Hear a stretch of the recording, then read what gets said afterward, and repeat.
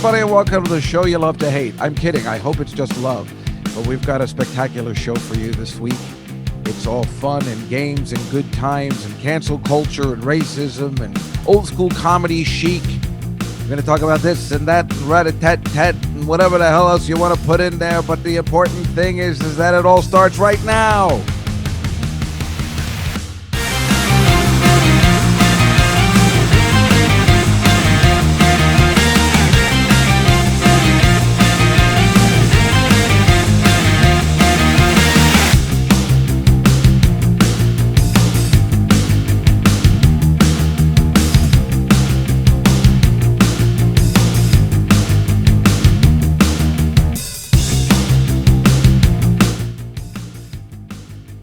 Well, greeting, folks.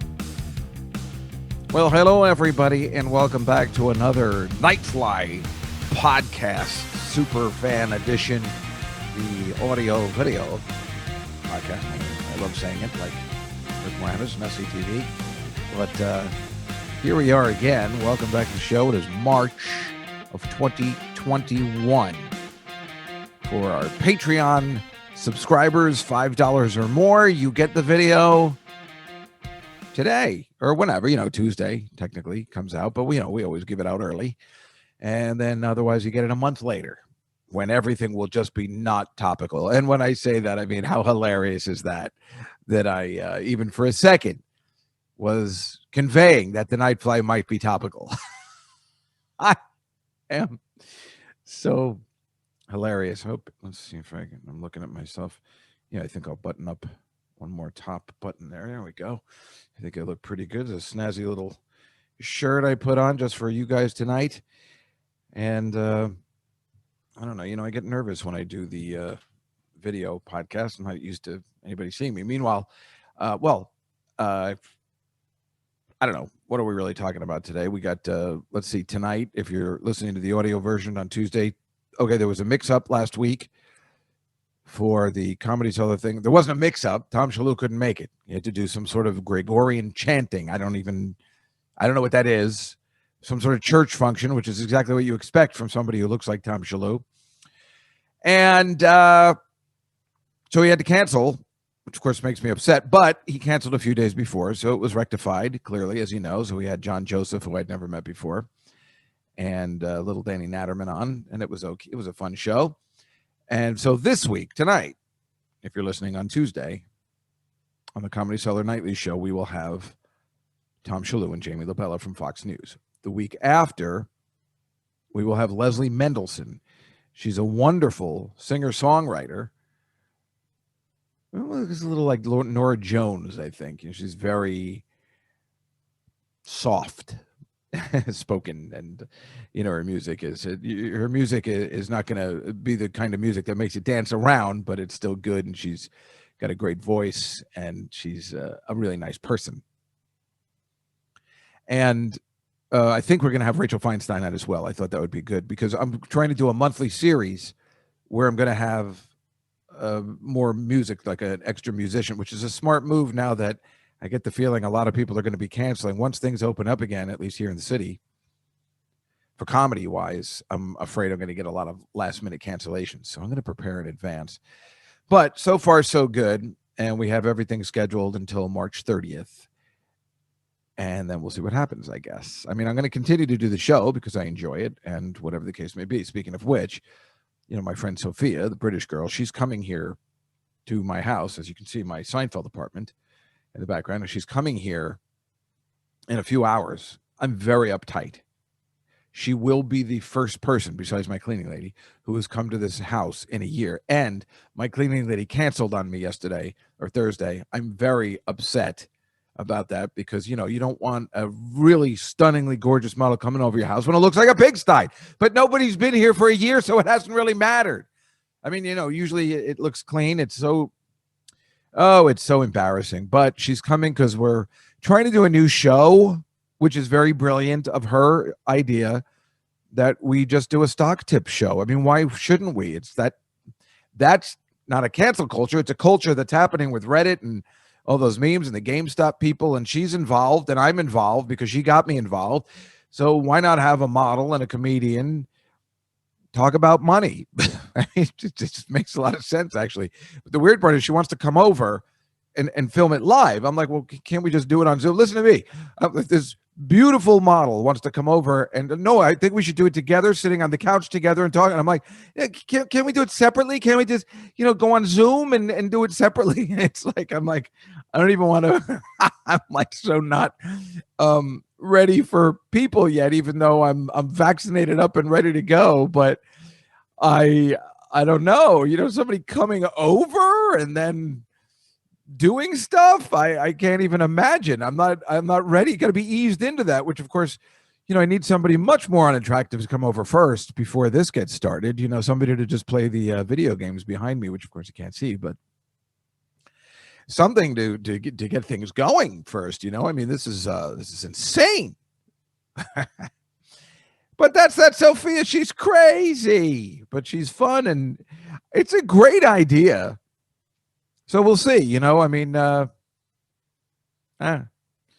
she's coming over. She's like, no, we'll get a drink and then we'll do the show. And I'm like, I can't do it that way. I have to do it the opposite way. I have to do the show and then get a drink. And I don't even want to get a drink. I'm done drinking because I want to keep my head clear, because I'm really been productive on Saturdays, and I just want to keep my head clear. And drinking one drink and it's over for me. I can't do anything else. I know other people are good at that, getting high. You can do work. Drinking, you have a glass of wine, you can do work, you can read. Not me. One sip of alcohol, it is over. Either I get a headache or I just cannot concentrate. I couldn't possibly read. I don't know how people could drink a glass of wine or get high and read. It takes all my full concentration to read. And I'm talking about comic books, the newspaper, my Harry Potter book I'm reading, the third one. It takes my full concentration. I can barely have the radio on. Sometimes I'll put on a little bit of music, but it has to be very low. That tells you something about, people, I think. If you can concentrate and do your homework or read with music on or wherever you are, then you probably are pretty bright because you have very good concentration skills, and clearly I just don't have those. It's hard for me to concentrate. It's hard for me to sit down and concentrate. It's hard enough to do this podcast and figure out what I'm going to say all the time and plan things for the video. So actually, why don't I just we'll come back on the flip side with some other stuff we got to talk about, but let me get to my guest today. My guest today is Susie Felber. Now, you don't know her, but she was integral in the up and coming comedy group of folks that are around my age and younger. In the 90s, she used to run a place called Ye Olde Tripple Inn on 54th between 7th and 8th Avenue. And it was a kind of a hell gig in the sense, like, if you could perform there and do okay, well, you were good, because this was one of those places they would depict in a movie when you're first starting out. If they made a biography of me and they saw, the stuff, or even as much as, it's not good with the other people because we know they're good. So it would have to be me, because it can't be somebody that's good, because if somebody's great, then we know that they can handle a room like that. It would have to be me and see me shy away from comedy after I perform. It's all rowdy and yelling and people angry that you're doing comedy. I mean, but it was fun, and this girl made it a good time. And she also found this unbelievable card collection. I don't know whether we talked about it. We might have talked about it last week. I can't remember. Of some of the old comics and so she has some ready for us today that we're going to look at. We found Rich Voss's last week. I'm pretty sure I told you. And it just said no good with 2 underlines. And it's really funny. Again, I wouldn't find that funny if he didn't make it. That's mean, unless it's some dick that I hated. But as long as somebody is successful in comedy, and then they have the, it's like the Fred Astaire thing. Balding, sings, can dance a little. That was his screen test that I believe it was in Debbie Reynolds' book where they brought that out. And she said that's what his screen test was. And somebody has that comment card by somebody, whoever did that. So it's kind of like that. But not Rich Voss so much, but the other people maybe we'll find in this treasure trove of folks. So why don't I just bring her in? We'll start the show that way, and we'll be back with Susie Felber right after this. Welcome. Please hang on to your wigs and keys. The Night Fly with Dave Juskow. Well, folks, I'd like to bring in Susie Felber, who I haven't seen. Oh my goodness, how long have we not actually seen each other, even in person, let alone person, but even on something like this? I don't know, longer than I want Hollywood to know that I am in total. It's been a while. Yeah, it's probably been like 15 years. I mean, is it maybe longer? I was estimating at a short end. Maybe. Do I need Botox yet? I don't know. No, not at all. I was just going to say you look terrific. For somebody as much as I've known you for as long as I have, you look terrific. Backlighting. Well, yeah, your hair looks good. Your complexion looks good. I talk about this all the time when I'm, no matter who it is, women, men. It doesn't. If you backlog any of the podcast, I always talk about people's complexion. It's very important. Oh, I'm very impressed when people moisturize. I did moisturize for you, Dave. I did. I appreciate that. Well, let me just say, I was so excited about it. I was just talking about this earlier. I'm so excited about today. You know, when I think about who to get for the guest for my monthly video podcast, I'm always like, well, who can I get that's interesting video wise? And so Susie and I kind of reconnected, I guess. I mean, we've always been connected, but when I was opening for Gilbert last week, I saw that you were there. You signed on to watch the show, which was surprising. I don't know why. It shouldn't be surprising for two reasons. Number one, love Gilbert. The only time I ever tried to hitchhike was to get to a Gilbert Gottfried show on Long Island when I was a teenager, before I could drive. And anyway, I eventually got there and they sat me at a table, at a bachelorette party table. Oh, no. And these bachelorettes were so pissed off to have some like nerd girl who they knew was underage, even if the club didn't care because I had boobs.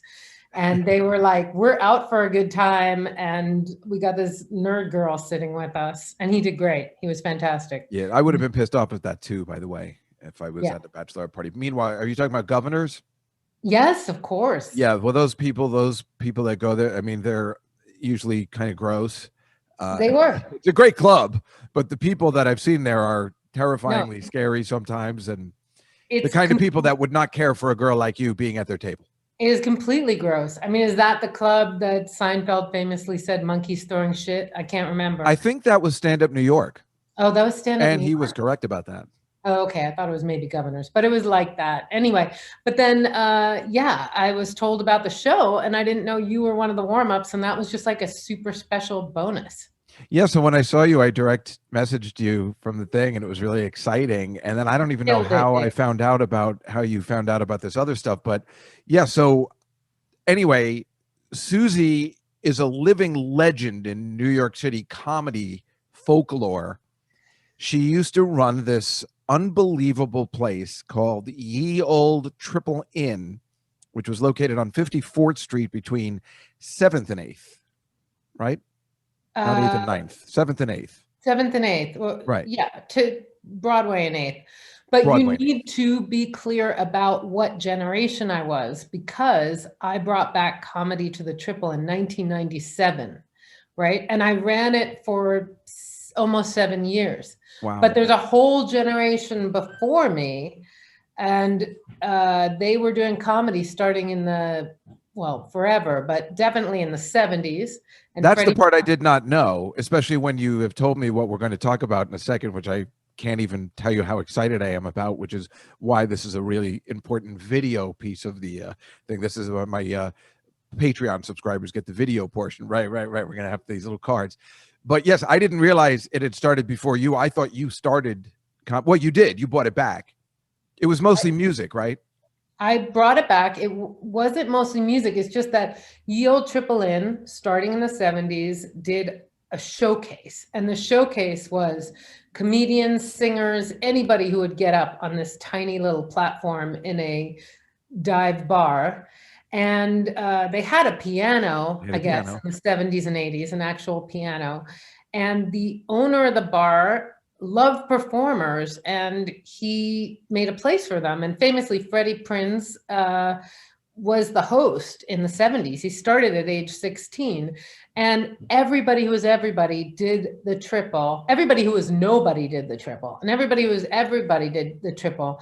And so I knew about the history of the place, but the history is that once you got to the late 80s and even early 90s, it was so bad. It was renowned for being... Do you have dogs? Terrible. I have a dog. Oh, I can hear it. That's why I was. I'm so sorry. I'm sorry. I was wondering what that was. Sorry. Go ahead. I didn't mean to. I am. Yeah. Sorry. Dog. I heard the dog. Where I'm like, there's somebody in your house. It's a ghost.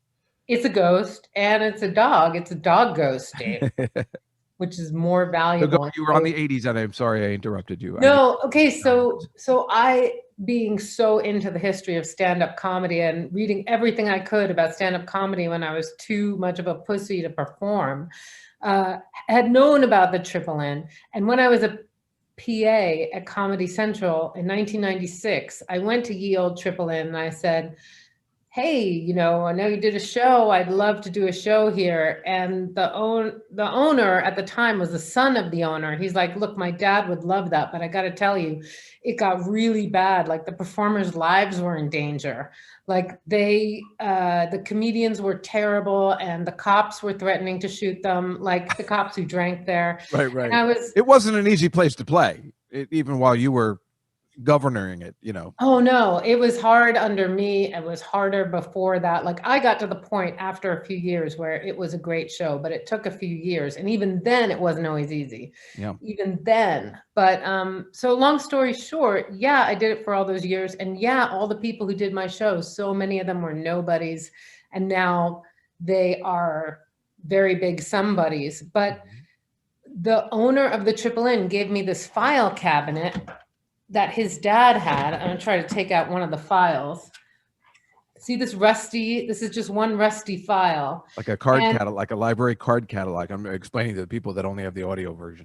Yes, it's a rusty library card catalog, and the owner would keep a card on every performer who did the show in the 70s and 80s, and I think up to 1990.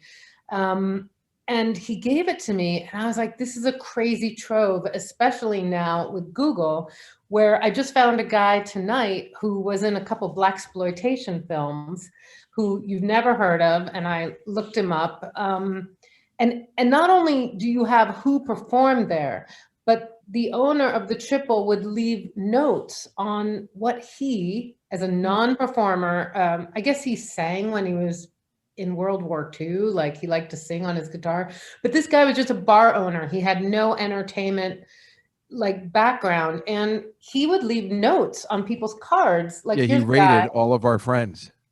All of your friends. I found Gilbert Gottfried's card. This is great. Right. And that's how we kind of reconnected. I'm like, look at this. I found Gilbert's card from the 70s, I think. Some of them have dates, some don't. Here's a guy I couldn't find on I don't mind saying his name because there's no evidence that he ever lived on Google, but he just gets a note, Jeff Goddard, strange, very strange. Can you imagine being the performer who gets strange, very strange? Just this evening, I found Jason Alexander's card. Oh my God. Let me see that. Singer, manager, available for paid gigs only. And then he put the real thing, yes, with the underline, which you've told me, the underline means it's serious, yes. It means you're really good. So like, wow. I found Singer. How about that, right? How crazy. I found some that are better than yes, not many. But if you have an underline under yes, you're amazing. Right. You're and he was amazing. He turned out to be an amazing Broadway star. And I'd seen him in a couple of Broadway shows. Jason Alexander was a big star before Seinfeld as a Broadway performer, which is so strange when you see him or look at him and see what he does. You're not thinking, this guy's a magical singer and dancer. No. And Megan Mullally's in the file, and she got a yes with an underline. But you were asking for Dave Attell's card. Well, I was just asking for the comedians we know, but when I found out you had Attell's, yes. I found Dave Attell's card, and it's great because there are a couple notes on it. Oh my God, that's great. Dave Attell, fair. He only gets fair, but on 10-2 needs work. Try again. There's Try 3 again. different times. This is great. But what I love is that Dave Attell kept coming back. No delivery, needs work, try again. Ultimately gets he's fair. That is fantastic. I must have that card for my collection. I guess I will send you. Yeah, send me the picture. I'm going to post it. I'll send it to him. But There's nothing better than sending these people like we did with Rich Voss. I sent it to his wife. I sent it to Jim Norton and Jim Florentine because he's good now. So it's okay. He's made it. It's funny. It's okay. These people were super young. Did he say when he thinks he was performing there? Who, Rich Voss? Yeah. No, I didn't talk to him. I only talked to his wife, and she loved the card, and she didn't mention anything else. I'm assuming when we're talking about Voss and Attell, it would be the very early 90s or late 80s. Yeah, I think it was the 80s. So I found Mike Rowe, and I was like, could it be that Mike Rowe? He got a big yes. It was because, as you can see, he put down the Improv as his address. Oh my God, is that the Improv? Yeah, so that's no way. Yeah, I think. Oh no, maybe that's where he lived. I guess he lived next door to them. But yeah, that is the Mike Rowe from the Improv. Yeah, and he just brought out in 2021 a book about his beginnings in comedy. I just saw that today. He did? He did. There's a new. And you're sure you're not talking about the Mike Rowe that has that A&E show where he just does dirty jobs or something, right? No, I don't think so. I think this is Mike Rowe, if you don't know, is a guy that really kind of started comedy at the Comedy Cellar in many ways. Him and our friend Mark Cohen, who we've had on the Comedy Cellar Nightly show, they used to perform together. And he has been a legendary, at this point, animated cartoon writer for Family Guy and what's the other Simpsons, Matt Groening, Futurama. Yep. And he is a genius in comedy writing. And at that time, he was performing. I think it's him. Well, no, it's definitely him. Yeah. What's also interesting is at the back of the file, you get these people who get things like, here's a guy, he went by the name Richie Rich. And I remember that guy.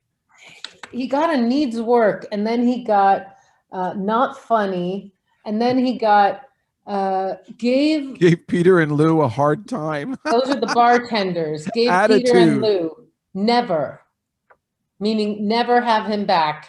He gave the bartenders a hard time. I remember that guy, Richie Rich. I guess I remember him because, I was a big fan of Richie Rich comics. And then I remember there was a comic named Richie Rich who I think I could do research on and find out through my friends who he was. But that's like I could call Mike Rowe later and say, do you remember Richie Rich? You would know so many people in here that I don't know. I did find Paul Mercurio. Oh my God. And it says, yes, but try again. Yeah, that's pretty much it. That's pretty much what I think what anybody would say about Paul Mercurio. Yes, but try again. That makes sense. Paul Mercurio, folks, if you don't know, he has been in a couple of my Godfather shows at the Cellar and stuff, and he warms up the Stephen Colbert show now. So he's done well for himself. He's done well. But he's definitely one of those guys. He's good, but try again. He tried again. He tried again. And then there are people that you're like, who is this? A guy got great. Nobody Gets Great. And it's from 1989. And he had a stage name. He went by the name Bleak House. It's obviously someone who was going by some crazy stage name called Bleak House. Get it? Bleak House. And he probably did a character. Wait, do I get it? Bleak House? Like the book Bleak House? I have no idea what that is. Oh. That's why I didn't understand it.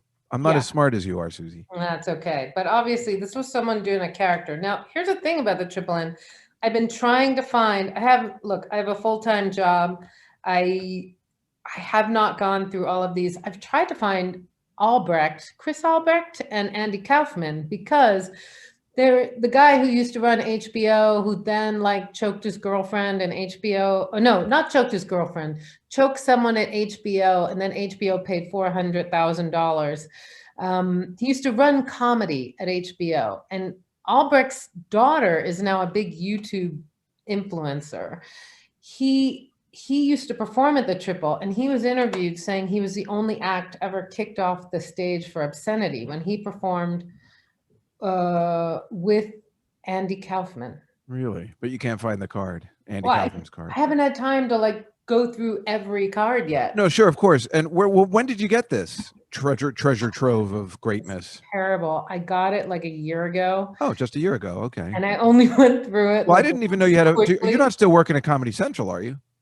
No, my God. No. That was years ago. I work for it's too weird. I work for a French tech company, a startup. Do you speak French? Don't ask. Yes, badly. But I don't need to speak French for my job. I need to speak English. Well, let me just tell everybody before you pull out a couple more cards about the Tripple Inn and what it meant to so many people, at least in my generation or our generation, is that it was just Susie booked the shows on Fridays and Saturdays. And back in the day, you couldn't play on a Friday or Saturday unless you were kind of established. So the fact that Susie had a show, I'm telling my listeners, the fact that Susie had a show on Fridays and Saturdays made us little folk very happy that we had a place to play. And even though it was, what'd you say? I also did Tuesdays for a while, but yeah. But again, even though it was a very tough room, it certainly made you stronger. And it was a wonderful camaraderie for those of us who just wanted to have a good time because we could drink and eat and just enjoy each other's company and understand the madness and how crazy it was, and pretty much say, this is why I got into comedy, for nights like this. This is why I moved to New York. And if I can just add on, and this is going to come up in a couple of weeks, my friend and I just started doing a Billy Joel podcast. And if you remember, I don't know if you remember, you were kind enough to have me and Sarah Silverman on stage one time, and we did Code of Silence together. And that was one night. I also performed Honesty. I did all Billy Joel songs there. In fact, I believe every St. Patrick's Day you would let me sing 2 Billy Joel songs, which is so odd on St. Patrick's Day. But then Danny Vermont would play the piano, and we'd sing 2 Billy Joel songs. And the next year, I sang, and I brought on all my college buddies, and we did the Billy Joel Goodnight Saigon, and we all got on stage and sang, and we would all go down together. It was the best. And then Danny would always end with the Hill Street Blues theme at the end. Yeah, but that was probably before my era, Dave. That's impossible. It's not impossible. How could it be before your era? Why would I know about the Tripple Inn until you were there? Because you probably did the show in the late 80s, early 90s. Is that possible? No, it would have to be the time you said. All right. Okay. I mean, what happened? Who was running it in the mid-90s? You said there was no show. It probably ended in 1993. This was after that. Okay. If it was after that. I only knew about the Tripple Inn because of you. Okay. If you only knew about the Tripple Inn, it was because of me. Yeah. Okay. Then that's definitely what happened. Yeah, it was the late 90s, the late 90s. Yes. And when I brought it back, just so you know, like nobody wanted to do it. The reason I did my show, right, is because I hated bringer shows. I thought bringer shows, yeah, they're awful. Still do. I think it poisons comedy. I think you get these suburbanites who would come to the city and be like, oh, I went to Caroline's. They weren't very good. I agree with you. It sucked, and it sucked for people who need a place to get better. So the reason I started my show is that nobody had to bring anybody, and nobody had to pay a dime to get on stage. That's right. And everybody got a free drink, even if I couldn't. And I paid my musicians. I didn't pay the comics. I would pay. That's the thing. There were breaks with musicians playing, in between the comedy shows. It was super fun. I would find somebody in the subway before my brother agreed to do it, because my brother Adam, who's a comedy writer and wrote many years for and let me just tell the people that Susie's brother Adam is in Turbocharge. He plays Roy Thomas Baker. We have a lot of fans of Turbocharge in here, my Cars movie, and now at the time he was writing for Bill Maher, but he doesn't anymore, right? No, he doesn't anymore. I don't know what the Turbocharges thing again. Yeah, you wouldn't know, but Adam knows. And he was excellent in the role. Okay. And he does an amazing British accent. My brother was doing improv, and he just looked down on stand-up, and he like, you're performing in a dive. He wasn't interested at first. Then when he saw it was a lot of fun, he joined me and became part of the band. But I would just It find was way cool that your brother was part of the band. It was surprised. We were like, wait, that's Susie's brother. Like, wait, he's like an accomplished musician. What the hell's going on with that family? Why are they so smart? He was great. Everybody was great. But on my first ever show, because I couldn't find a comedian who was an actual comedian to do my show because they remembered how tough it was, Louis Black agreed to do my first show because we were pals from doing the West Bank and stuff like that. I just had I'm having the owner of the West Bank. I just interviewed him on my show next week, Steve Olson. Oh, he's so great. Yeah, we just talked today. Oh, I'm trying to do something with the downstairs, once he gets it open again. I wish you send all my love. He was so great. And so Louis did my first show. The Sklar brothers did my first show. We don't mention them on this show. Go on.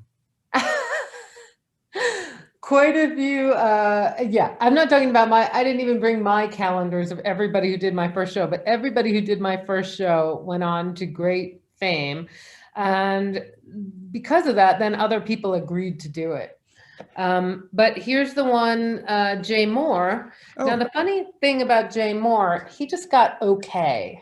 Right. In 1988. We're probably giving his parents' address here because he was a teenager. Yeah, he used to live upstate New Jersey, like close to the New York border. On the west, he used to live in Western Jersey, Nutley. Yes, and he used to come in with Adam Spiegelman to do the showcase in the 80s. Our pal Adam Spiegelman. I don't know Adam Spiegelman. What? Sorry. TV producer, amazing, aka Spiegs. But I love Jay Moore. As a teenager, put in Places I've Killed, Main Street Comedy Cafe, Bloomfield College, Mostly Magic, and Something Different. Well, the reason why I like Jay is because he's always been conceited, and I'm a big. That's the reason I still love Kevin Brennan. If you're one way when I met you and you're still that way, I have no problems with it. Yeah. Jay Moore always knew he was the best. Jay said Places I've Killed when he was that funny? Probably 17 years old. Yep. Everyone. I know you're just skimming through and I get it, but I was just so excited because it's just such a funny thing. And I was hoping we'd have like a couple more that the two of us knew together. Then what? I was hoping we'd have a couple more that the two of us, totally knew together, and that I was hoping for a couple of gems that you'd have ready. Oh, I'm sorry. Due to the work, I did not have time to pull the gems. You didn't do any work before this podcast, did you? Dude. So yeah, I think you and I need to go through this, pull the best cards, and I spent my load with finding Attell and Jason Alexander. But yeah, the reason I didn't go through thanks for just only concentrating on the A's. No, I was concentrating. Oh, it's kind of funny, right? I mean, it's like, don't worry, I went through all the A's. Holding down a job in I gotcha. I know. I guess I thought maybe you'd go through with a couple of like I said, like 5 names that you thought of that you might have pulled out or something. So it's okay. That's okay. You're disappointed. Well, I'm a little disappointed. I thought there was going to be, like you said, a treasure trove of. There is a treasure trove. I mean, you had mentioned Andy Kaufman and all these people, and I'm getting nothing. You are not getting nothing. It's the worst podcast I've ever done. It was supposed to be the greatest. You know what? I kind of enjoy it. So the only good thing about it is it's nice to see you. All right, forget it then. No, they're in alphabetical order. Yeah, but just by L's and stuff, so it's going to take a long time to go through. Exactly. And this isn't a very exciting podcast for people that pay for it. How many people pay for it? 3. Really? That's great. I'm sorry to the 3 people. Those 3 people should be highly angry at me. Like, I could understand that. I mean, you're not even working with me when I'm talking about how great the Tripple Inn is. Then you're like, well, I wasn't there. I don't know. I mean, you give me nothing to work with here. I give you nothing to work with. Well, I'm trying to praise you and tell you how important the Tripple Inn is. You're like, nah, I wasn't there then. No, it was important. It was important. How great Susie Felber is, and you're getting nothing. Think of the people who are there, right? So Brian Tucker is one of the current head writers at SNL. He was one of my nobody friend comics. Eric Drysdale, who's won so many Emmy Awards, he could fill a room. Like everybody everybody anybody who was in New York at the time was doing my triple show. I know. That's what I'm trying to tell you. That's what I'm trying to tell everybody. It was a very important room. It was really fun, and it was a wonderful experience. And you gave a lot of people a chance. Yeah, I would give anybody a chance, and I'd give anybody a second chance, right? You would. And like I said, you used to let me sing there. I mean, think about that. Of course. I come on. Of course. I think I did 6 Billy Joel songs by my count. But the fact that I actually went into a bar like that on St. Patrick's Day, or at least the Friday or Saturday that coincided with the St. Patrick's Day, was a goddamn miracle, because normally I never go out on St. Patrick's Day. Yeah. And we famously had Kid Rock do my show, but that was by accident. And Larry David, who chickened out. You heard about the Larry David thing? No, I haven't heard of anything. Okay. Please share these little tidbits.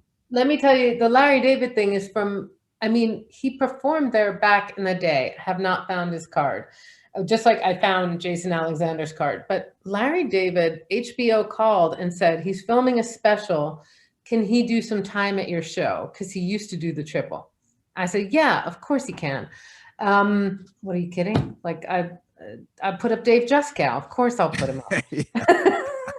That was such a zinger. I got you right there. And so the crew was up in the balcony, because the triple had a balcony, and he was in the room, and he was back there with Caroline Ray, I think, in the back. And he was waiting to go up in my show. And then right before he was supposed to go on, he chickened out and he walked out. He chickened out and he walked out. That's great. Yeah. That makes so much sense. Listen, that place was rough. Jeff Garland was there. Jeff Garland hears that his buddy has chickened out and he's not going to perform. Goes up and he does like 45, 50 minutes. Like, he just wouldn't stop. And all the other comedians who were waiting to go on were like, get this guy off the stage. Like, it was torture. He was just like, I'm going to get a film set out of this, so yeah. I'm just going to go. Yeah, I've heard he was like that many times. I remember there was a couple times where people were just got off when they just wouldn't get off stage, and you were very polite about it, very polite. Although I had also seen you go to town on people that crossed you. So that's what made you so much fun, and you were just a good time. When did I go to town? I think I only kicked one person ever off the stage. And I don't want to say who it was, but he was so bad. I kept putting him up, and he was so bad. And he was so bad.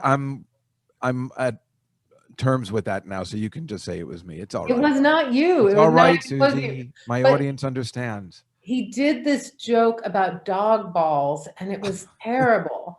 And it was just so bad, and the crowd was hating him. And then I had told him, look, I'm going to put you up again, but you can't do the dog balls material again. It's just, you can't. So polite of you to put him up again, though. He launches into the dog balls material, and I think I was having a hormonal flare, and I just was like, nope, I said no dog balls material. Get off the stage. And I literally did that, like live on stage, kicked him off the stage. Why did you end in 2007? Because the place closed, or?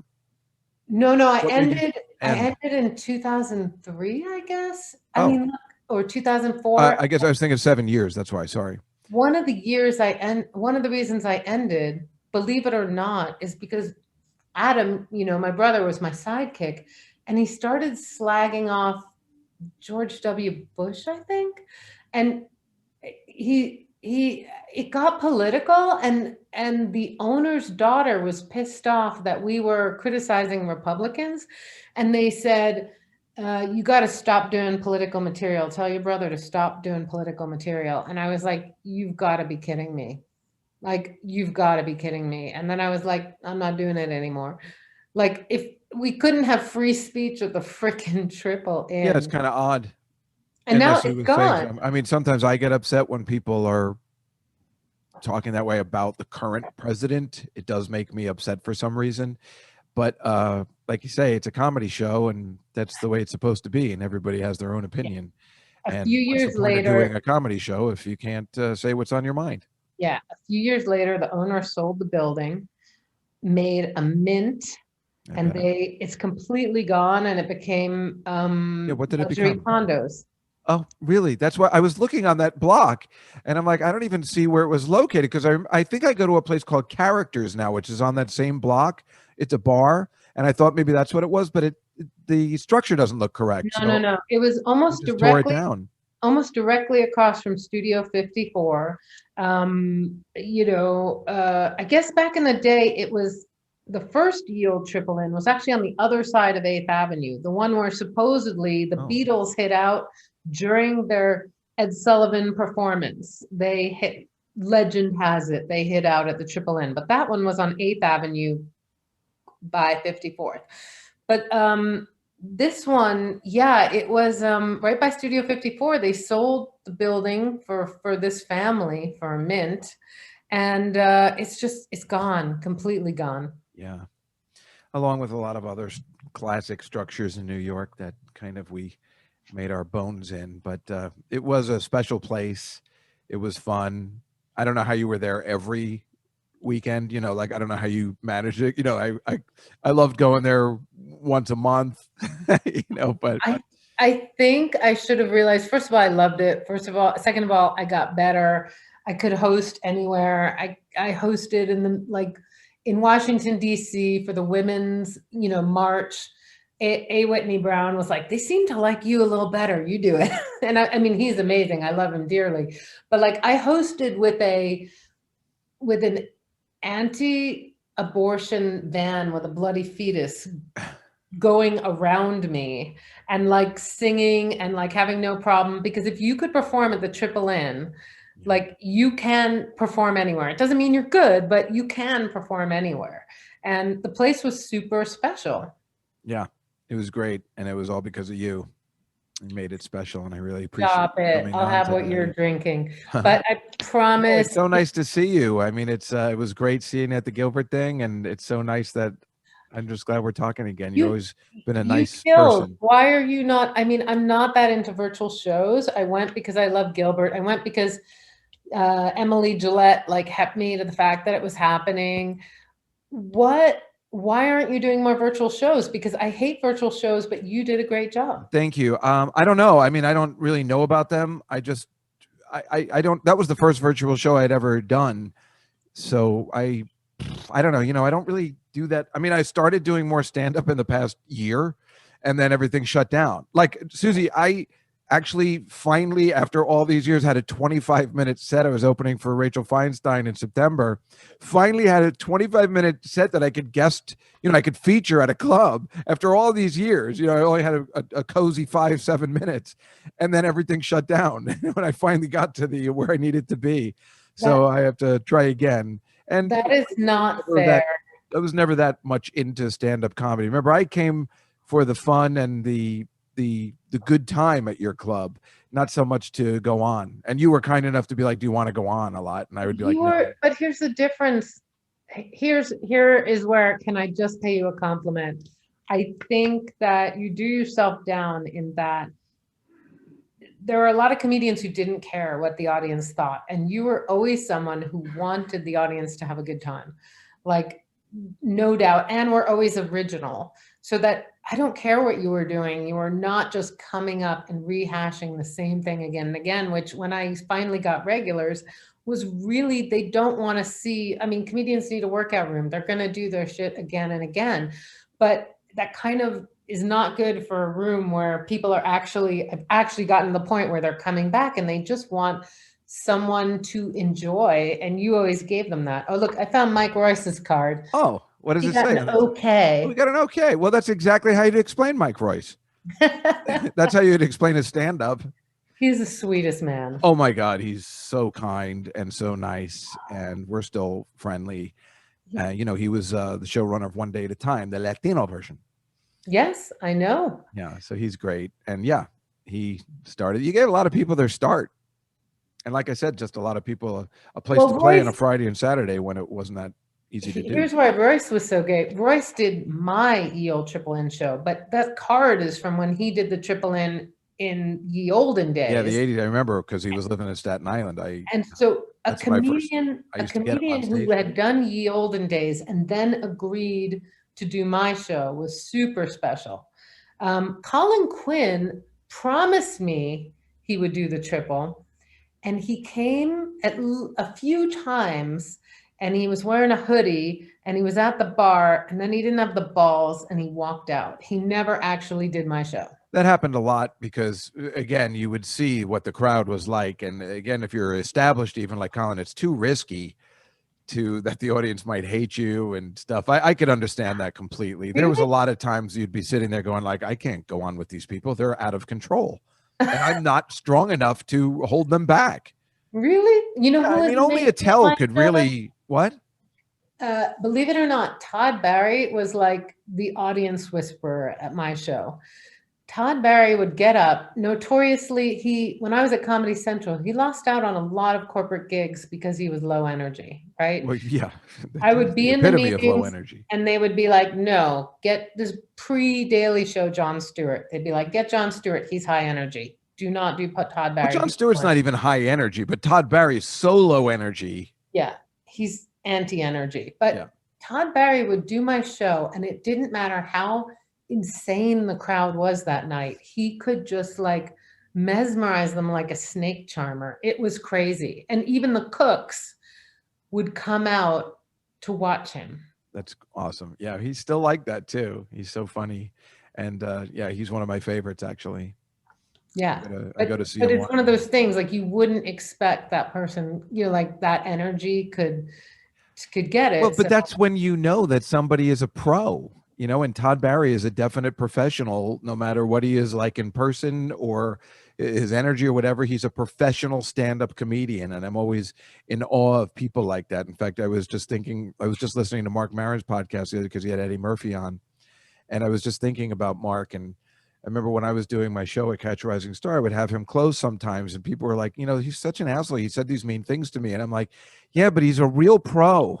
He knows how to close a show. He's a professional stand-up comedian. I didn't know I wanted to be a mom. So I was kind of like, I think that's why I was doing this show. Well, that makes a lot of sense. You were very mother-like, even though I don't think anybody thought of you that way, but there was some sort of connection in the fact that you were taking care of all these people that needed to fit in. Yes. And that is very motherly in many ways. I should have guessed, performing for drunk audiences is very much like entertaining toddlers. I just didn't know it at the time. Yeah. Well, they're amused by the same things. You made a lot of people very happy, and you were also just a wonderful human being.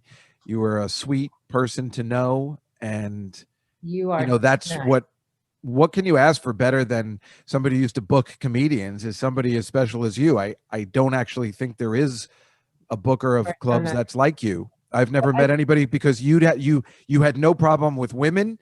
You had no problem with weirdos. And all the bookers I know now that are even women have trouble booking women because they want male attention. And you liked boys, but you weren't that way.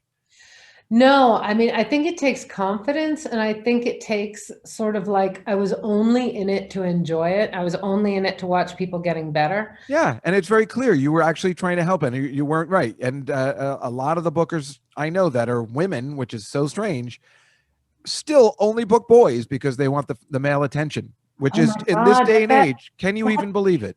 Did you ever do Hamburger Harry's? That was the first place I ever did.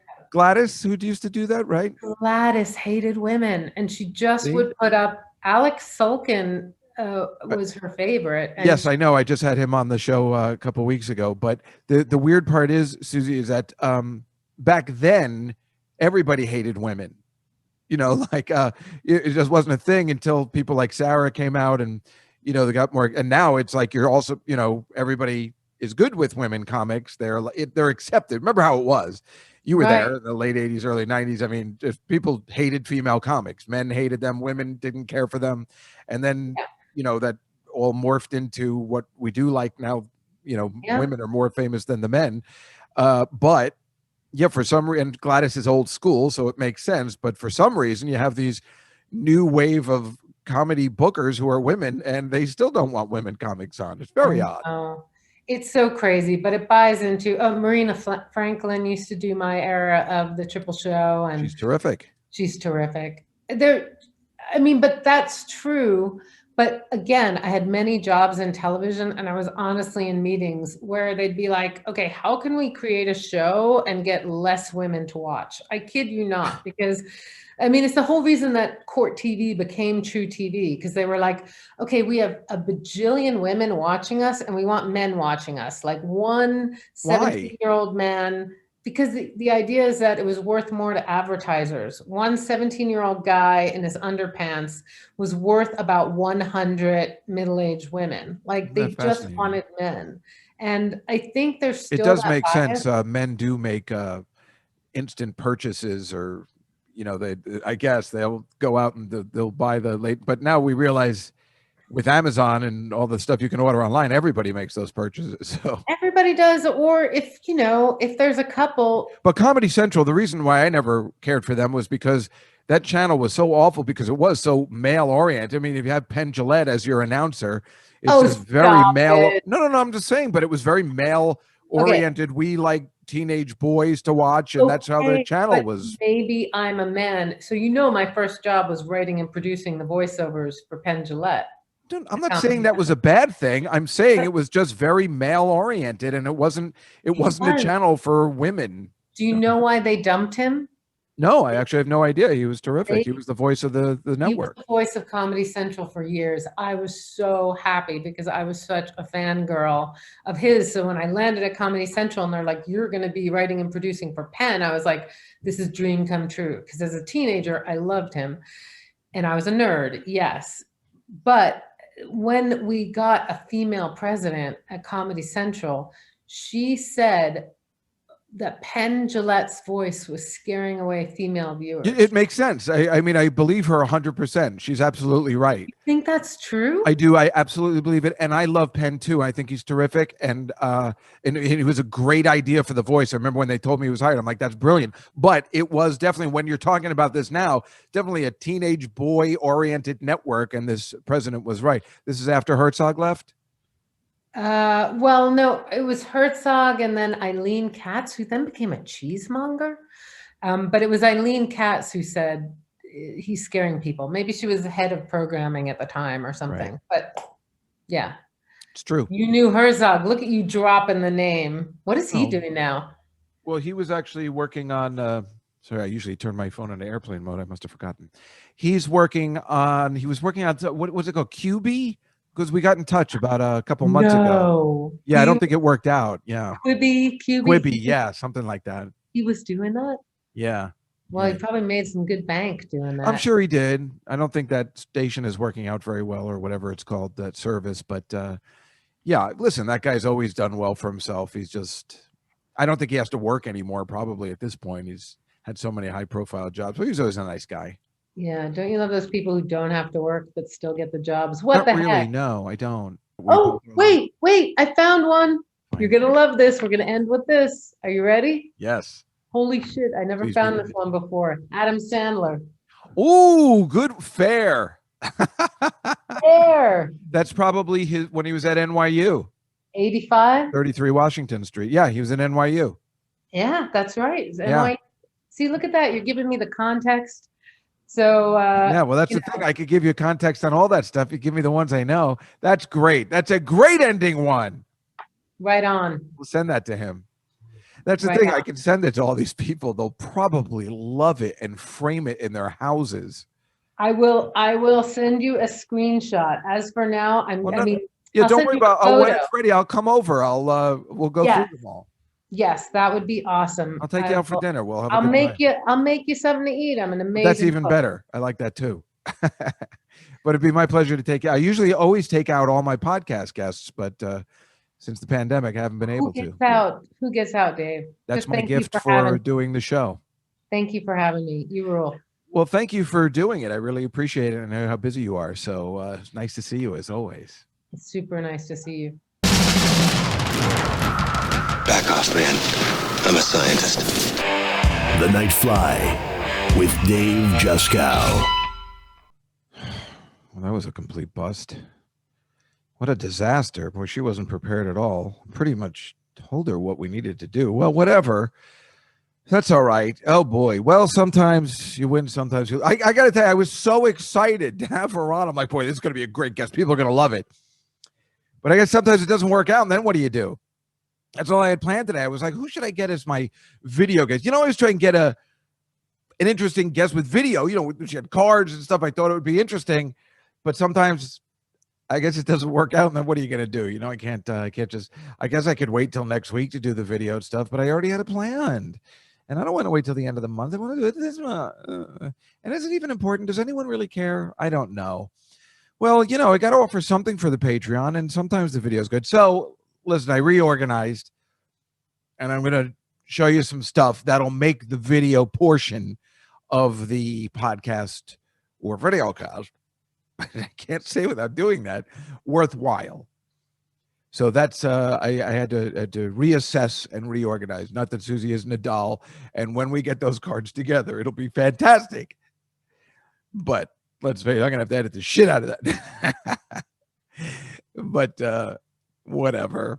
It's funny because the other person, ironically, the other person I was going to ask to have on, because we haven't done a full length discussion with him, was Alex Holkin, the showrunner of Family Guy and the writer of Ted, because he's always been so kind. And he's like, yeah, I'd love, why haven't you ever asked me to be in your podcast? I'm like, it's like one of those things, it's like Steven Spielberg calling and saying, like, how come you've never asked me to do your podcast before? No, it's that Larry Sanders episode where Janine Garofalo is making him call Jeff Goldblum and asking him to be on because they need a movie star. And he goes, I hate to ask you this. Would you come on? He goes, sure. He goes, how come you never done it? You never asked me. Meanwhile, I can just tell you this. It's only us. Steven Spielberg called Larry Moss. Apparently they speak once a week, with the acting teacher, Larry Moss. Said, I'm looking for a Jewish guy who's in his late 40s. Do you know anybody? And he's like, well, I know a guy. He's a little older than his late 40s, but I know a guy. He's going to recommend me. Not Steven Spielberg, Steven Spielbergo, the Mexican counterpart of Steven Spielberg. I'm kidding. No, that's hilarious, though. I thought you would enjoy that. We'll see how that ends. Probably not well. I guess, okay. Well, you know what we'll do is, I'll tell you a couple things first. So on Thursday, I went to my mom, but right, I was supposed to meet with that lady from the mall. So the mall shows are going to be on. I should have a date by next week. The one we're going to perform these outdoor mall shows. We'll do one and then do a stadium tour. I was talking to that woman again who runs the mall single-handedly. And it was so funny. I was talking to her. I love talking to her when she's at work. She's going to let me see where she works on this Thursday coming up. I couldn't be more excited. This woman is like the captain of a ship. It's hilarious. Listen, I'm like, somebody should do a documentary about you, because not only you don't understand how fascinating it is to listen to you on the phone taking all these calls for all this stuff. She's like, when I was on the phone, I can hear the other calls. And she's like, and maybe I'll try and record it when I'm there on Thursday, because you just have to see it to believe it. And she get in the call like, yes, can you tell me, is the Disney playground going to be open? And she's like, no, it won't be open until the state says we can open it again. Okay. And then, I told you about the COVID store, which of course went out of business because it was a scam operation. And then some other guy came in, I guess, to do some work. And she was like, okay, listen, I'm going to call, make sure you get the rooftop hatch open and get access to that. And then you're going to need the access forms. Like, she has all the information, like the construction workers come down. Then somebody came down. Hey, I'm doing a new orange store that's opening April 1st. She goes, well, I run the website, so let's get it going, and we'll put some real site. I mean, it's unbelievable. I don't know how many stores there are in the mall. Is there over 200 stores? And she knows each and every one. When I called her on Thursday, she couldn't meet because she was like repainting. This woman is unbelievable. They fired everybody during COVID except for this woman. I know I keep talking about her because I'm fascinated watching her run an entire shopping mall. I don't understand how that's not fun for you guys. I mean, maybe it is. I'm saying it's quite fascinating. So I'm going to go over there Thursday. Going to check out this spot, the new location of Just Cows Comedy Club. The one with all the crashing photos on the wall. So that'll be fun. We'll see how that works. And, you know, the other thing I was thinking of is interesting. I was listening to my friend David Elliott told me that Mark Maron had a really interesting podcast, his WTF podcast, which, of course, I mentioned multiple times. Not on this particular one. But he was mentioning, he said Eddie Murphy was the guest, I guess, last week. So I totally wanted to hear that. It was a great interview. Exactly an hour. Totally great. At the beginning, it wasn't so great because Eddie was being like, whatever, I guess. But then it just got better. He got into it. He enjoyed talking to Mark. And like Mark said at the beginning, they mostly talked about stand-up comedy, which was a smart way to talk to Eddie Murphy, who clearly doesn't like doing interviews, even though he's been on a press junket for Coming to America 2, which is very nice and very smart. You know, you don't want him to just make the movie and then just be like, well, I don't give a crap. But he does give a crap, and I like that. And we all love Eddie Murphy and worship Eddie Murphy. And until we hear otherwise, that he's some sort of crazy Governor Cuomo or something, or rather Harvey Weinstein, Eddie Murphy will be beloved. So it's a really good interview. And yeah, he talks about Coming to America 2 and a bunch of stuff. And then he had Lorraine Newman on after that. And I really wanted to hear that too. But I'll tell you something. And I would love to interview any of the original cast members of Saturday Night Live. But sometimes, you know, when people do interviews and even if they are interesting, and she had a lot of interesting things to say about the origins of the Groundlings. She apparently invented that. That's where they cast all of Saturday Night Live since 1975. And she started it. And that's interesting. And it was like she was in a comedy group with Craig T. Nelson. You know, who knew that guy was in a sketch group? Coach. I assumed he was just a regular actor, but I guess he was a comedy guy, which makes sense. I guess he's in Young Sheldon now. He does comedies. Anyway, point is, I remember at the beginning she was talking about her parents, and it's funny when you're listening to a podcast guest and they feel they're telling you about your parents and they're just not interesting at all. I just remember how bored I was. I'm like, oh my God, why do people think their parents are interested? I mean, I'm just thinking to myself, if Mark Maron was interviewing me and he started from the beginning and I told him what my dad did, I would just say, my dad sold bras and girdles and my mother was a housewife. That's what I'd say. So you better have something really interesting to say. Like your father better have been Harrison Ford. You know, you want to hear about Harold Ramis's daughter. And she's like, well, when I was on the set of Ghostbusters, I mean, that's what I'm interested in. So if she's saying he did this or that, which wasn't interesting, I'm like, why? I wonder why people think that's interesting to say. And it's not just her. I mean, it's just other people too. Like they start with their, well, my dad was, when he graduated school, he went to the military base. It's just, who cares? I mean, unless he had something where he was a decorated soldier because he killed Hitler or so, whatever it is, who cares? I mean, if you're on there to talk about your dad, that's a whole nother thing. But it's just, I'm just bored that people think, you know, some of their backstories are interesting. There's only one interesting backstory I know of, and it's called the Dave Juskow backstory, and everybody knows it. And you know it too. And I'm talking to you, Mr. and Mrs. Front Porch. I'm staring right into the camera right now. Yeah. Well, I thought. Oh, yeah. Well, so here's a great example, actually, before we move on to what I put together today. My sister's birthday came up recently, as you know, the second COVID-like birthday where she could only have a couple of people over. But that should be ending soon, since Sophia's coming over later. Yeah. She's not vaccinated, though. Yeah, she's young. She don't have it.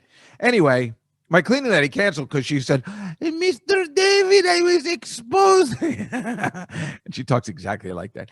I was exposed to someone who had COVID. Now, this is a woman who's had COVID twice during pregnancy. I don't think can you catch COVID 3 times? Is that even a thing? I guess you can. I guess it's like the flu in the sense that you could catch it 3 times. Where the fuck is she hanging out? I was exposed to the COVID. I'm getting a rapid test today. it's fun to talk to her like Consuela from Family Guy. No. So do you have COVID? Can you come today? No. I can. No. You need more pledge. Pledge? I don't even have any wood in the house. Anyway, my sister was having her birthday, and she was having these neighbors over, the ones that I like very much. And she was having one of the other daughter that I don't care for very much. I don't hate her or anything. It's just she's just loud and talks too much, and there can only be one of us. And in Beth's house, there's two of us. There's me and her husband. So, and when he drinks, he's just loud, and I can't compete. And so usually I go into the other room and watch TV while they're talking, and they don't care. But I guess my sister does care. She doesn't like when I eat and go into the other room and watch TV. I didn't think there would be any problem. I thought she'd prefer it, since I usually just say stupid stuff and don't really contribute to the conversation. But the fact of the matter is, their conversations are usually boring for me. Maybe they're exciting for people that live in a suburban lifestyle or whatever, and whatever that girl Carly is talking about, who the hell knows. But it usually ends up going to politics, and I don't like talking about that. And they usually, and what I'm saying is, for me, I like talking about comedy, and they never really want to talk about that. And why would they? It's not their problem. So I just assume leaving is a good plan. So I didn't go to her birthday, which was on Sunday, because I didn't like the after dinner factor of her house. It's too suburban for me. They sit on the couch. There's no music on, there's no TV, and they just sit like adults on the couch and talk to each other. And for some reason, I can't handle that. I don't like the adultness of just sitting and chatting after dinner like you see in the movies. I don't know. I need something else. Playing video games, or just having the music on and drinking, like standing up and talking in the kitchen or something. I prefer that. Like we do at Beth's normal birthdays, when she just has her lady friends over and we're just and it's a party. But I can't stand the after dinner sit down on the couch chat. It's just not for me. Yeah, I guess, I don't know. I can't describe it. But then I was just thinking, it's like what Sarah said that time, Silverman, when she goes, I can't be friends with people that aren't in comedy anymore. I just can't relate. And maybe I don't think it's completely happened to me, because I can be with normal people, civilians as we call them, and have conversations of any type. It's just, there is something too where maybe I could sit down and talk about comedy and that kind of stuff, but really I can't. Mostly after I eat and drink, I just want to take a nap. Yet I'm not normally that type of guy, but I guess I'm not used to, what the problem is? I don't think I'm used to the suburban lifestyle where I'm in somebody's house. So if I eat and drink, we usually, if we're going to go out, we go out. We're at a place, we're at a bar. We're never in somebody's house. And maybe that's where the issue lies for me. So she was like, I don't care if you come or not. Like if I didn't want to participate, she didn't want me to come. So that's the way it was. Sorry, I was looking at my notes because I said something about Elon, but I don't remember what it was. I can't read my own writing. That's not good. Basically, that's all I said. We also were talking about, I don't remember how we put it up, but we were talking about going to the diner for dinner. Because she was telling me that one of her friends, they said, oh, our parents always used to take us for the diner for dinner. And then we were talking that I don't think Beth and I have ever been to the diner for dinner. The diner is a breakfast or lunch or late at night. I don't think I've ever been to the diner for dinner. I don't think we've ever said, let's go to the diner for dinner, because especially if you live in Manhattan, you wouldn't even think of going to the diner for dinner. There's just too many places. But even if you live in the suburbs in New Jersey, who would ever think to go to the diner for dinner? I guess on a Saturday, if you went at 5, but if you're talking dinner, who goes to a diner at 7 o'clock at night on a Saturday? I mean, even if you're going to see a show or do something after, you never go to the diner for dinner, but there must be people there. That's what Beth was saying. Like, she knows these people. Oh, our parents used to take us to the diner for dinner. But even with kids, you don't go to the diner for dinner. but they must be people there. I don't think I've ever been to a diner at 7 o'clock at night, even on a weekday. You know, I'd prefer to go to like Applebee's or Fridays or something, or any other place. It's kind of funny, right? We were just thinking about it. I guess unless you want breakfast for dinner, you wouldn't go to the diner for dinner. That would be the only way you'd go to the diner for dinner. It is funny that they have dinner specials all the time. There must be people that go. And the question would be, even if you're talking about senior citizens, which, by the way, my sister, my mother, and I, now my sister's 55. She said I could say it. We all had the senior citizen dinner on Thursday at the diner in Jersey. We had to, even though we didn't want to eat that much. I didn't even want to eat that much because, you know, it comes with the soup, salad, dinner, a drink, coffee, and dessert. That's a lot of food for somebody over 55, folks. And this time I had the stuffed shells. What kind of idiot orders stuffed shells in a diner for lunch? But that's what they have on the senior citizens menu. You know, my mother got the eggplant parmesan. She said she made a meal out of it for the next 2 days. And my sister, what did she have? I don't remember. I think she had the liver and onions. I'm joking. No one would eat that.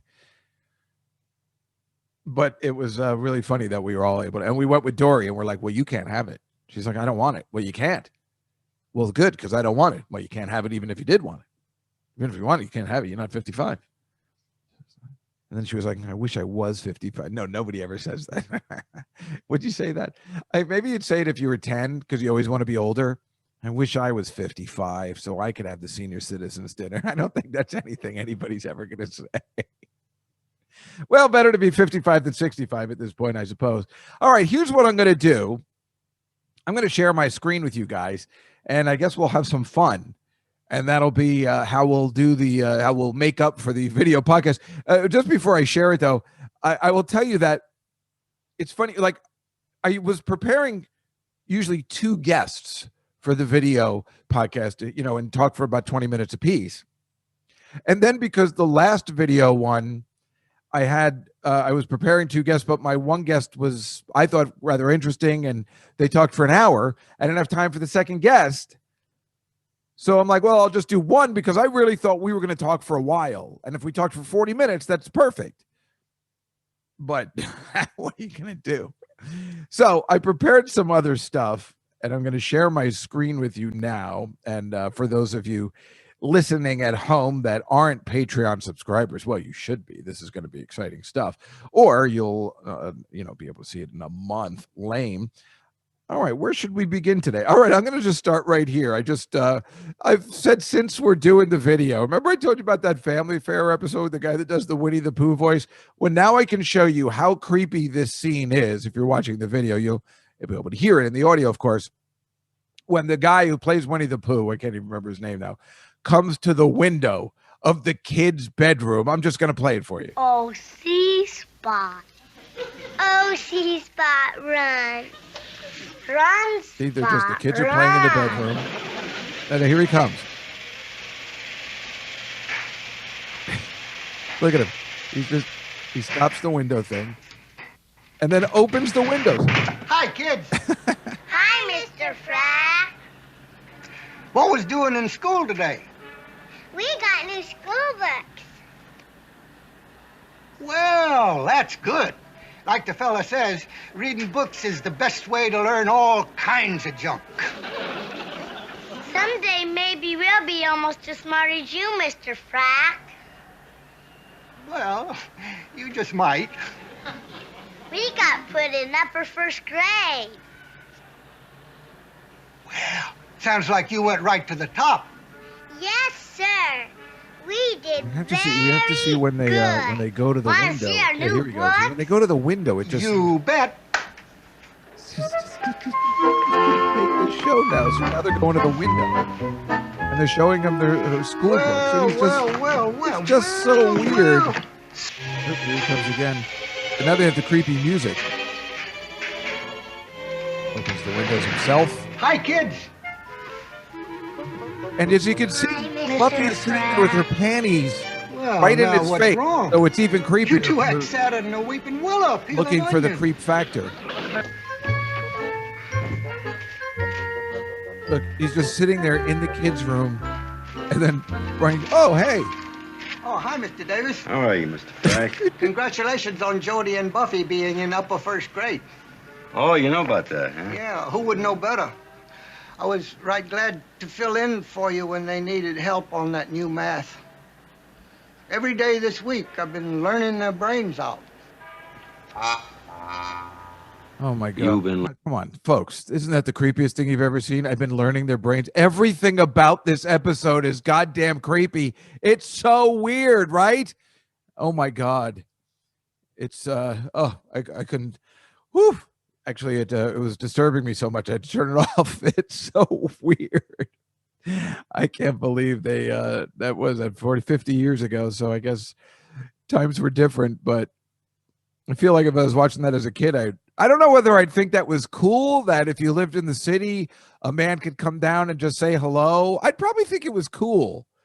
But now what we know now and all that kind of stuff, and it's just how funny is it when Brian Keith comes in, he's like, hey, what's happening? Hey, how are you?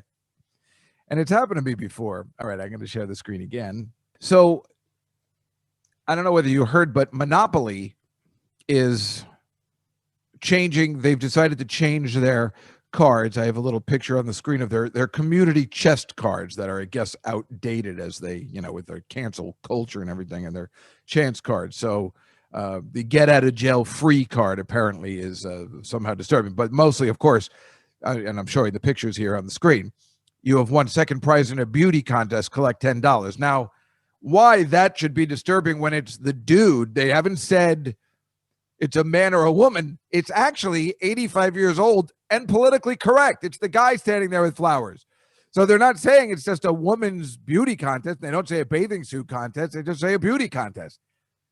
So why is that so bad, actually, But everybody's okay. Bank error in your favor, collect $200. This one apparently is very awful for everybody. I'm going to zoom in a little bit more here. I mean, we remember these as kids. Grand Opera opening, collect $50. That's probably one, but it's not bad. But they're going to pay hospital $100. Go to jail, go directly to jail. I guess pay school tax.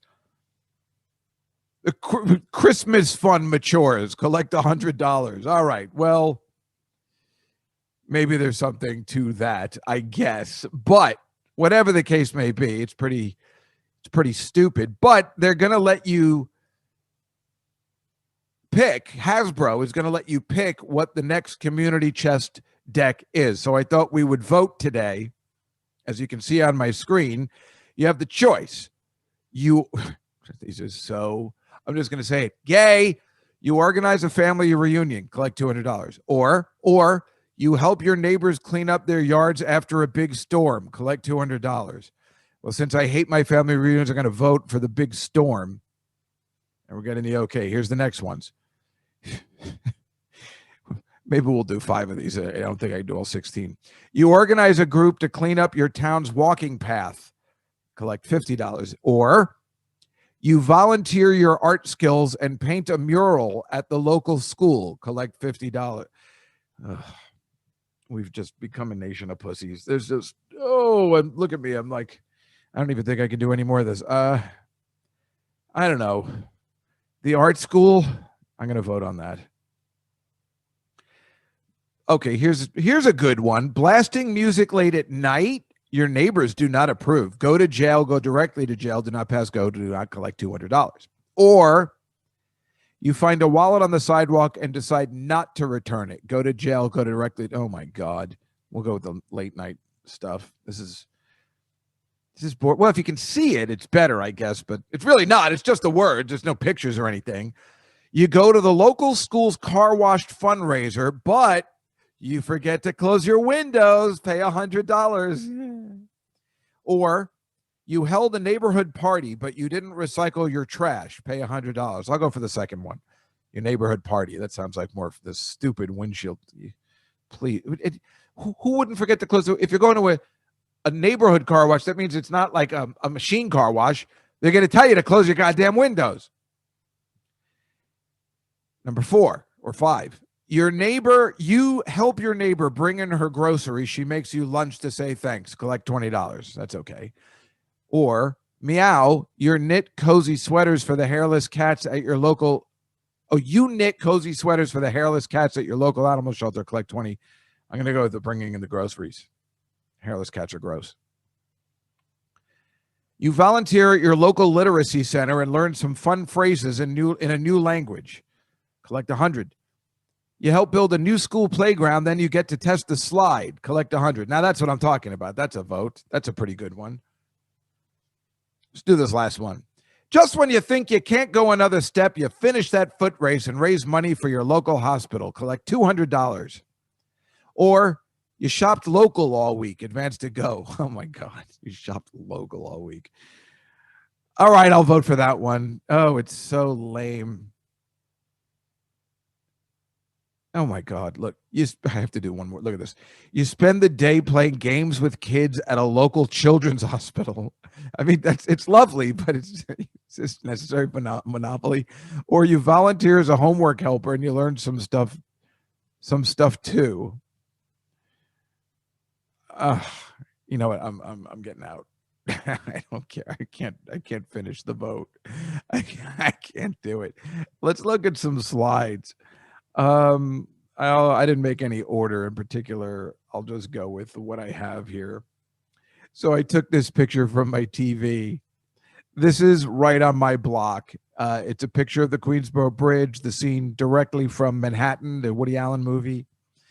The Queensboro Bridge with a little bench, right, in Sutton Place Park. And as you can see, on the right-hand side, it's Tom and Jerry. It's from the movie when they started hanging out all day. And I just love it that it looks like it's a picture I just took on, like I went outside, took this picture, and it turned out Tom and Jerry were there. So I took it right off the TV. I thought it was actually kind of cool. It's the cartoon Tom and Jerry sitting on a thing. Now, meanwhile, if I had seen a mouse in that park, I would have run away and screamed. But Jerry, what an instigator. Here's that picture I was telling you about last week with Connie on the phone and the picture of her dad, of Don Corleone on the mantelpiece. You know I got to get that photo. You can see it there. I know we talked about it already, but now you can see it if you're watching the video and how funny it would be if I had it on top of my piano. And look at in the back over here, you can see the old-fashioned blue seltzer bottle. We used to have those as kids. My sister would remember. When we would be at my grandparents in Brooklyn, they would deliver a wooden case of those, Who goes through that much seltzer in a week? I don't know, but you did. An old-fashioned seltzer bottle, like the ones a clown would use to squirt you in the face. And look at this. I took this photo. I purchased the last Aunt Jemima maple syrup bottle with Aunt Jemima on the cover.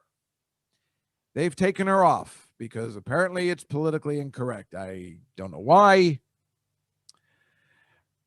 I don't know. She always looks good. See, to me, her photo just represented delicious.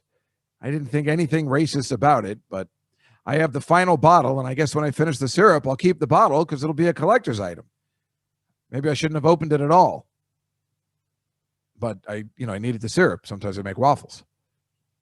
Can't eat waffles with that syrup. I mean, all right. So here's the video I was telling you about yesterday or last week of me performing that I taped from the back of me, which of course is everybody's favorite bald spotting area. Taping when I was performing on Gilbert's show. I thought you'd find it interesting. You can see here, I'm just making a fast motion. I'm picking up the mic. And I'm talking and doing my act in front of the camera, but in my apartment. And you can just see a little bit of the screen on the bottom here. They're all high and they're eating healthy and, they don't have time for nonsense. So it's not anybody's fault. But I got to tell you, I've been asking to open for Gilbert for about 20 years.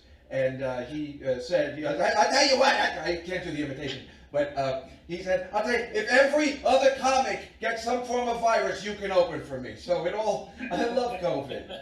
Thank you. It's kind of interesting. I mean, the jokes aren't very good, but I'm actually performing for 400 people in this video you're watching here. in the comfort of my living room. But it's never going to happen. No, it's all right. You know what? That's why. And you can see the little picture of me on the screen here with the backdrop. So it actually looks like I'm standing at a comedy club. Yeah, right? That was a great documentary. That was just. And if you look back over here, right on that little area, that's my Rodney Dangerfield action figure. We found out that Michael.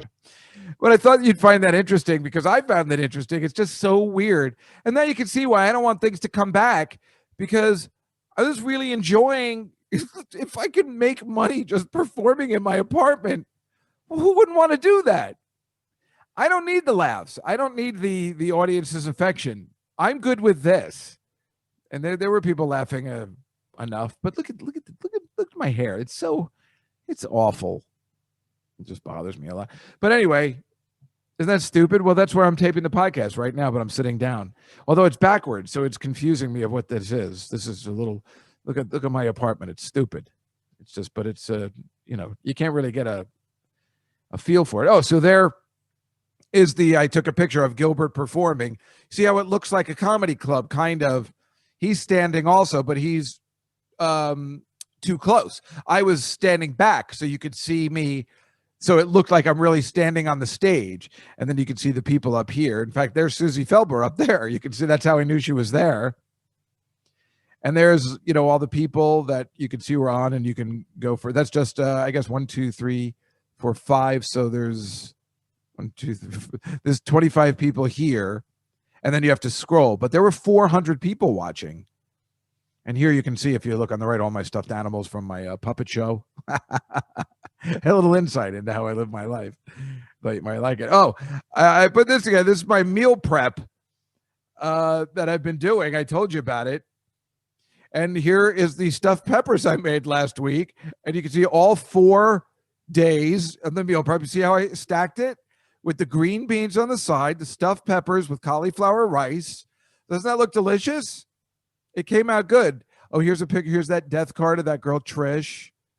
I'm giving you insights into my kitchen and apartment. It's fascinating stuff. But I suppose if you listen to the podcast, you probably like it. But yeah, so that I think about her too, which is retarded. She's right under the toaster because I had to pull her off my refrigerator. And there's a close up of the stuffed pepper. Doesn't it look delicious? Doesn't it look delicious? That's what I cooked on Monday. And here is the skillet. What are they called? Skillet meatballs. Look how delicious they are. 4 meatballs a piece, and then the broccoli in the other compartment. Doesn't that look great? And that dirty dish towel right there. For some reason, I chose that would make a good picture for some reason. Here's the close-up. I thought you'd like that. I've been telling you about the meal prep, so I thought I'd show you a picture. I keep forgetting to take pictures of it, so I finally remembered. But it looks delicious, and if we go back, you see it's just about portion control. And that's the key. So here's the view outside my window that I talk to you every week mostly. And as you can see, on Saturday, I just took this morning. This Saturday morning, they got this huge crane. They're taking down this crane. This is the crane, by the way, that's been causing all of these issues for me. And as you can see, this is the view outside my window. I thought you might like this. I figured this is what I'm going to get since the Felber thing was a bust. You can see, the East River there. Give you a little context. There's the, you can't see, but the bridge is over here. And yeah, look, there's guys on the crane. They're taking this down, but this was way all the way up. And that's what they're doing today. And they want to do that on a Saturday morning. Well, thanks so much. Okay, so this is that super hot Alexi McCammond, who, if you've heard about this, was supposed to be the editor-in-chief of Teen Vogue. And she just got fired last week because she tweeted anti-Asian and anti-gay tweets 10 years ago. Now, she is 27. So when she was 17, she was tweeting. You can see it says 11. So that's 10 years ago. And it is beautiful that she's getting shit on. Some people are trying to give her a pass. But here we go. Somebody from that generation is getting canceled out. It's beautiful. Do not give her a pass. People say, I've met her. She doesn't have a racist bone in her body. These tweets are completely racist. It's just like that girl I told you about who was a lawyer at my firm. And when she got drunk, she said, I forgot to tell you, I hate Asians. How is this not racist? Here's her tweet from 10 years ago. Outdone by an Asian. Hashtag what's new? Because she was at school and the Asians were doing better. Now Googling how to not wake up with swollen Asian eyes. How about this one? Give me a 2 out of 10 on my chem problem, cross out all my work and don't explain what I did wrong. Thanks a lot, stupid Asian teacher's assistant. You're great. Well, fuck her.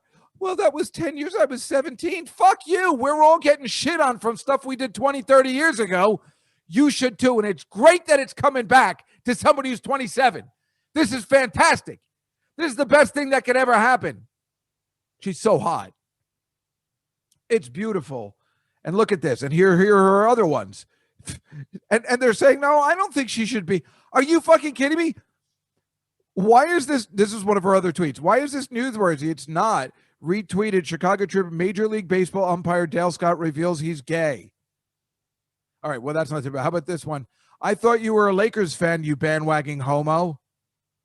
I mean, you're so gay. Well, that one I always say, but look, all these tweets, the Asian ones are the worst, clearly. But hey, that's what you get. You want to live in a goddamn world where this happens for stuff you did 10 years ago, you dumb high school fuck? That's what you get. Don't give her a pass. People are giving her a pass. Even the magazine is like, well, we don't think she's racist. Well, she is. She's really racist against Asians, which apparently everybody hates now. I think they're blaming Asians for the pandemic, which is ridiculous. You know how racist I am. I don't have a problem with Asians. I don't know. I mean, the only problem I have with Asians is that they think they're funny, and they're not, except for Ronnie Chang. He's hilarious. But no, the ones that I know that I was working with, they're like, I'm funnier than you. No, you're not. There are a lot of people funnier than me. You're not one of them. That's a real issue. Asians thinking they're funny because they're not. Except, again, for Ronnie Chang. He's brilliant. And he's brilliant in Crazy Rich Asians. Anyway, this girl, thank God she got canceled. Look how she's so pretty, though. Was that it? Is that all we had today? Son of a... I thought we had some more. It was kind of fun, right? Well, that's the other thing I was talking about is that about the cancel culture was Piers Morgan and how he is getting shit on from talking about Meghan Markle, and everybody says it's racist. He's not saying racist. He goes, he's basically sticking up for his government. It's like people sticking up for Trump, and he's getting all this shit. And he goes, Meghan Markle should apologize for what she said about the royal family. So apparently he's a real Brit. And Sharon Osbourne's sticking up for him. And she goes, well, I think what Meghan Markle did was awful too. And he's making fun of her suicide attempt. He's not making fun, but he's just saying it's all bullshit. But that's his prerogative. He's sticking up for what he knows as a Brit, the royal family. Don't pick on them. It's be the way I feel when I see that the Post is picking on Biden for full. They're picking on Biden. The guy just got in office. Give him a break. He's our president. Relax a little bit. That's all he's doing. You can't get angry at him. He hates Meghan Markle. She's speaking out against what he grew up and knows in this monarchy. We don't like the Queen. If anybody that watches The Crown realizes they're old, they're antiquated, and it's over. But you got to give somebody a pass who's grown up thinking the Queen is the shit, and that's the way the country should be run or whatever, because that's what he was brought up on, and it's not a bad thing. And quite frankly, Meghan Markle is an ass. She's an actress, and I think she's doing a performance job only because how did you think that was going to go? You don't know. I mean, maybe The Crown wasn't on when you married the prince, but what did you think was going to happen there? You saw how things worked out for his mom. I mean, what are you, stupid? You don't know what happened. Everybody knows what happened to Princess Diana, and if you don't know, then you're a moron. You saw the way they treated her, and you saw the way it ended. And then you saw what Charles did. He married the one he wanted to marry. So why you're suicidal and how you thought things were going to be different, that's on you, man.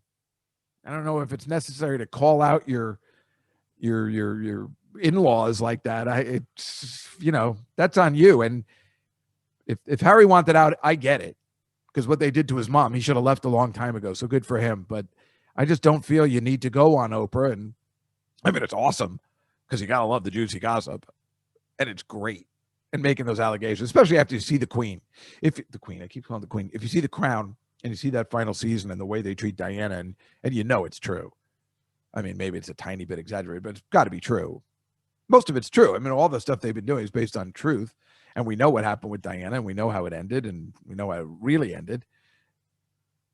So, I mean, if you watch that, you just, and what they've done to their entire family over the years, their poor sister, and nobody can marry properly or anything, and this old custom that doesn't even have any power anymore, and how they're trying to hang on to the last gap of breath of what's left of a ridiculous monarchy. And meanwhile, the fact of the matter is the British people they're smarter than us.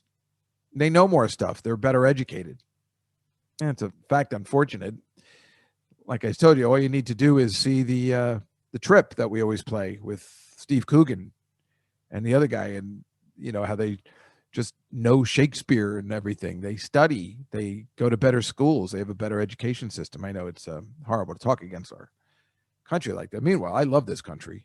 And I got to say, I'm really happy the way the government has helped us during the pandemic, whether it's with the stimulus check or the unemployment. I was just talking to my friend Vincent about it yesterday, and I said it's really great the way the government has helped. If you don't believe that, I don't know why you wouldn't. For me, they've been really nothing but helpful. And it was one of those things where I wonder what would happen in a real emergency, but I feel like they came through, both administrations. How about that? But let's face it, British people, when you know Shakespeare and you can quote it, that's a pretty good deal. I always think that's the epitome of being smart. But although then we've met Sophia, so I'm kidding. I'm joking. She's not going to see this anyway. I guess I'm just thinking about her because she's coming over. What should I wear? Oh, I think she wants me to wear a jacket and tie. Oh, well, you'll be able to see it. So I think we're doing this thing called Monday Night Money. It's very brilliant. It could be something. I just told her to I'll be the host, but have all your model friends on. What do we need DJs and comics for? Just have your model friends on. So it's a bunch of models talking about money and stocks. Who's not watching that show every week? I don't think she seems to understand. The people that follow her on the stock twits thing, it's because she uses a photo of herself. If she didn't use a photo of herself, nobody would follow her. It is kind of funny that she doesn't. I mean, she gets it. That's why I like her, because she always gets it. Remember when I first met her and I was like, how did you get these free Chipotle things that I can get out of this thing? She goes, oh, people just give me stuff because I'm hot. It's like, that was the day I realized, okay, I like her. Because she's not pretending. I don't know. People just give me stuff.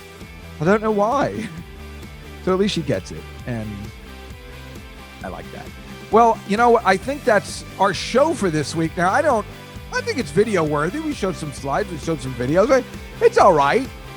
Hey, they can't all be gems. Actually, I thought it was pretty good, because I prefer to show slides and stuff like that, like we do on the Tuesday show, than actually have an interview. But I hopefully you liked it too. We like to do this once a month. Hopefully you like it too. And I don't know. I know a lot of people like it just me talking, and they don't really care about the interviews. But like I always said, I like to mix it up. And we like to strict this up, because then next week it'll be exciting when we're all just back in the usual bedroom overlooking that stupid crane, which hopefully will be gone by then. Looking at the nice water on a Saturday morning. Do the show. Things go back to normal. Probably not do Saturdays. I'm also angry that she's coming here today, because this is my Saturday. I wake up, I do the podcast, I edit the podcast, I get the stuff ready, and now and then I order dinner, and now she's like, I'm coming over at 2. 2? That messes up my whole day. I can't handle it. Then what am I going to do after that? But I had to tell myself when I was in the elevator yesterday going down to get my newspaper, I said, try not to be crazy. Try not to be crazy. Try not to be crazy. That's going to be my motto for this week, every year. Try not to be crazy, everybody. Stay safe. Get vaccinated. And I'll see you next week on the Night Fly Podcast. Good night, everybody.